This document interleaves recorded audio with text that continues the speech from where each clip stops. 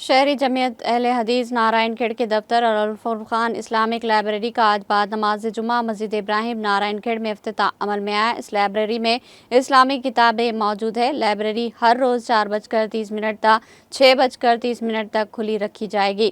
استفادہ حاصل کرنے کی اپیل کی گئی ہے۔ اس پروگرام میں کنوینر ایڈاک کمیٹی ضلع جمعیت اہل حدیث سنگریڈی عتیق الرحمان، امیر شہری جمعیت اہل حدیث نارائن کھیڑ عبدالنعیم آصف، سیکریٹری عبدالرحمان عرف منظر، نائب امیر محبوب علی ارشد، خازن عبدالمعید محمد فاروق، سید فیاض پٹیل، صدر ہاشمیہ بیت المال نارائن کھیڑ محمد الیاس عرف عبدالواجد، جمعیت کے ذمہ داران محمد جمیل، محمد موسیٰ، محمد غنی، محمد وہاب، محمد عبدالرحمان عرف اجو کے علاوہ نارائن کھیڑ مسجدوں کے ائمہ و مؤذنین، ذمہ داران، مسلم اشخاص کی کثیر تعداد نے شرکت کی۔ بسم اللہ الرحمن الرحیم الحمدللہ سیدنا نبی والصلاۃ والسلام علی رسول الکریم اما بعد۔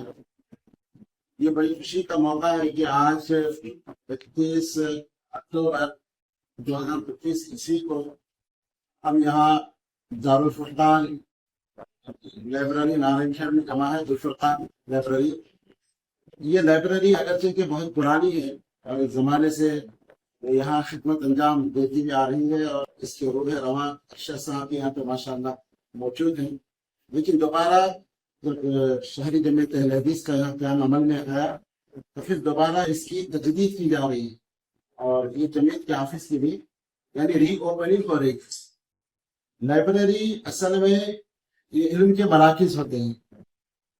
یہاں پہ یہ کتابیں آپ جو دیکھ رہے ہیں اس کے اندر بہت سارا علم رکھا ہوا ہے اور ہمیں چاہیے کہ اس موقع سے ہم فائدہ اٹھائیں اور جب بھی موقع ملتے رہے جو لائبریری کے اوقات ہیں یہاں آ کر یہ کتابوں سے یہ قیمتی جوہر علم کے ہیں اس سے فائدہ اٹھائیں۔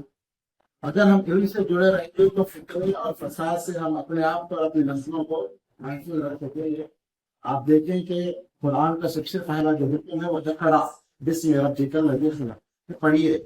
پڑھنے سے جو انسان کو فائدہ ہوتا ہے اور جس سے نہیں ہوتا۔ آپ اگر یہ کہیں کہ بھائی ہم نے کتاب پڑھی تو کیا فائدہ ہو، تو فائدہ آپ کو نظر نہیں آتا لیکن بہت سارے فائدوں سے حاصل ہوتے ہیں۔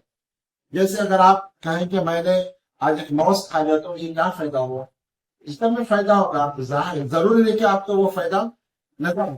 اسی طرح آپ اپنے آپ کو مطالعے میں رکھیں گے، کتابیں پڑھتے رہیں گے۔ اگرچہ کہ یہ انٹرنیٹ کا دور ہے، یہ سوشل میڈیا ہے، کتابوں سے لوگ بہت دور ہے، لیکن اس کے باوجود کتابوں کی جو ضرورت ہے وہ آج بھی ہے۔